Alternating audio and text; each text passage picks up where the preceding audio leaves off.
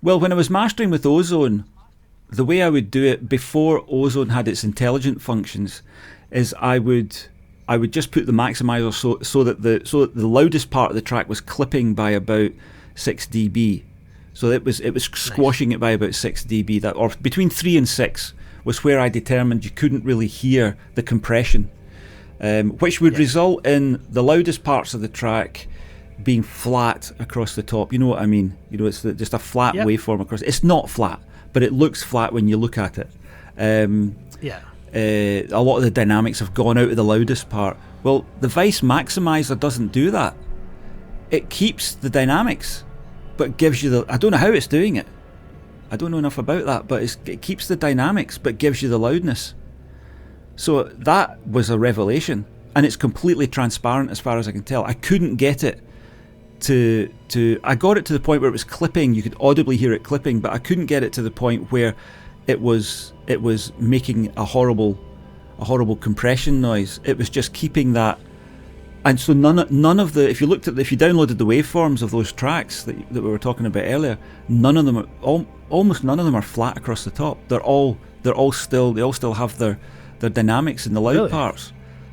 And that's probably something of the sound that you're hearing. Remember, you were saying it's a kind of bouncy, plasticky, kind of rubbery. You're talking about. It's maybe that. It's maybe that the Ozone mastering, I think, gives a kind of a crunch, a kind of an edgy, crunchy. No, it's not crunchy. It's not the right way to put it. It's like I don't know. I can't put it into words because I don't know enough about the technicalities of it to know. But I suspect iZotope are playing funny buggers with us on that one. I suspect they're leading us up the many garden paths. Yeah. Well, it's funny, because I've been using iZotope 7 since it came out.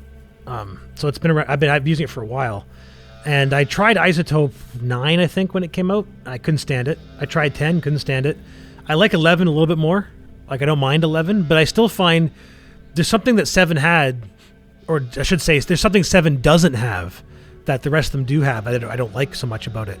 So I tried to make some use of the Nectar as well, Nectar 4.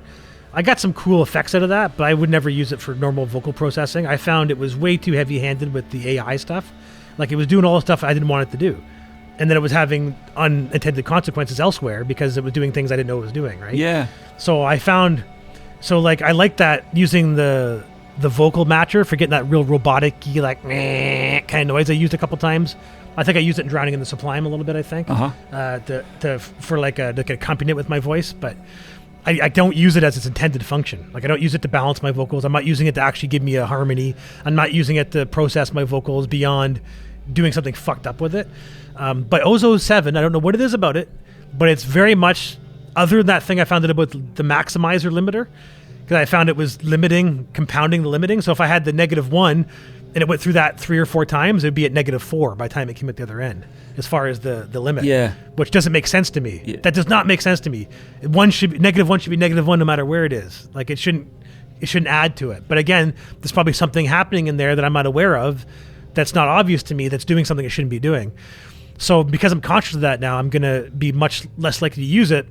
But like I was saying to you before, the reason why I got so hooked on the maximizer and with the limiting function in Ozone 7 was that because I do a lot of performancing in my DAW, like I'm using the VSTs live, and it's like, so I'm performing as I'm recording, I don't want to distort by accident. So it just, because when it clips, it ruins the performance for me. Even though if I'm using a VST, I can consciously go back and turn it down later and the clipping's gone. It takes me out of the moment, right? So I've gotten into the habit of putting a limiter on all my instruments because I don't want them to clip. Later on when I'm mixing and mastering, those might go away, or they might not, depending on how it sounds. But it was when I was doing my radio show, because I put on the incoming signal, I put a limit of -1 with a bit of a boost on it, and then I did the same thing on the vocal track, and I kept building my template because every couple weeks I change my template from the Void because I'm still getting used to Cubase 12 essentially. Mm-hmm. Sometimes I'll add something to the template and forget to take something away, so I'll have redundancies I shouldn't have. So I was spitting out my mixes for the radio station, and I always try and make sure my mixes at the radio station are at -4.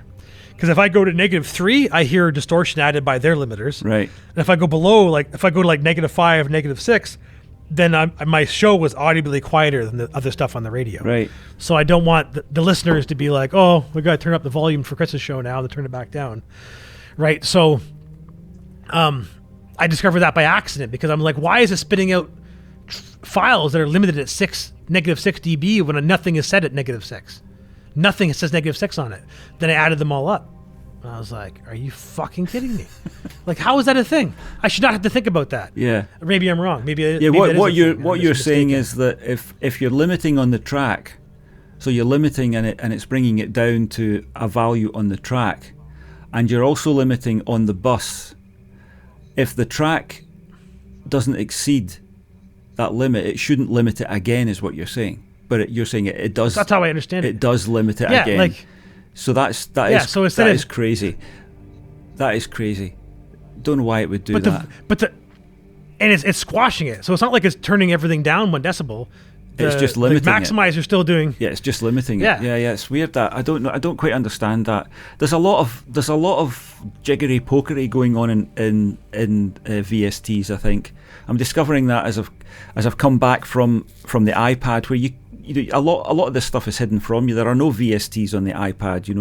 It's all individual apps that people make, and they have their own way of doing it. There's no sort of standard plugin. But I've discovered that almost all of the synthesizers that are coming out as VSTs, they're all using the same architecture. They're all doing the same thing, and it's just which interface you like better.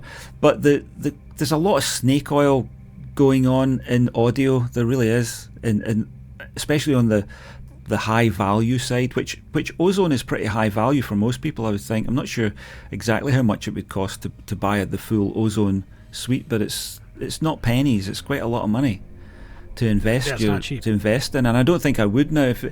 I think a few years ago, if you'd asked me, because I think I used 3 was the first one I used, and I think I went up to 5, and then I went onto the iPad, and when I came back, I think it was 9. Would probably be the way it was. So I never experienced 7, but I know what you mean. Those early versions of Ozone were very straightforward and very understandable, and they did exactly what you would think they would do. But the AI versions of Ozone, I just think they're only suitable if you're doing a generic form of music. If you're doing a generic pop or dance or EDM, or it knows what it is, it'll probably give you the style. But whenever I would ask the AI to assess my track, it would always say, oh, this is a rock track, and it would roll all the bass off. And I would be like, no, I need bass. I still need the bass. But I'll take it all away. So I would have to say it's EDM. And then it would alter a whole bunch of other stuff on the basis that it's EDM. Oh, it's EDM. Oh, well, you want this then? No, I don't want that. So eventually I stopped using it, and I just would put in the plugins that I wanted to use, and on the sort of the row that you can put them in. Yeah, but anyway, that's enough talk about bloody Ozone. Jesus Christ. We spent too much time talking about that. Well, it's funny too, because I was complaining to my buddy Adam about how much I loathe the mixing and mastering process, the tails end of it. Like, I love it up until about 80% done, and then I get really sick of it quick. And he said to me, isn't there AI that can do that yet? And I said, well, not so much mixing, but there's definitely AI mastering. He's like, why don't you use it? And I said, the problem is my music. I said, it'll say to me, am I mixing pop music? Am I mixing rap? Am I mixing EDM? Am I mixing heavy metal? Am I mixing jazz? And my answer is yes, all of those. Yes. Well, there's Neutron. Have you tried Neutron? Do you have that? The iZotope Neutron. thing, Neutron. It's got a visual mixer. They call it a visual mixer. And what you do is you put Neutron onto every track. It won't work, by the way. So I don't know why I'm telling you about it. Again, we're wasting more time talking about iZotope properties. Oh, sorry. We should just do an advert for iZotope. Would you want? If iZotope are listening, would you like to sponsor the podcast? Because I'm sure we would sell you a few. We could sell you a few copies. We can talk bullshit as well as anybody. But I could stop stealing Ozone maybe if you give it to us. If you sponsor the podcast and give us each a copy of the latest version of Ozone, we'll stop stealing it. How's that? That's a good deal. How could they resist? But Neutron will let you do that. You put Neutron onto every track you want Neutron to address, and then you put Neutron on the master bus, I think.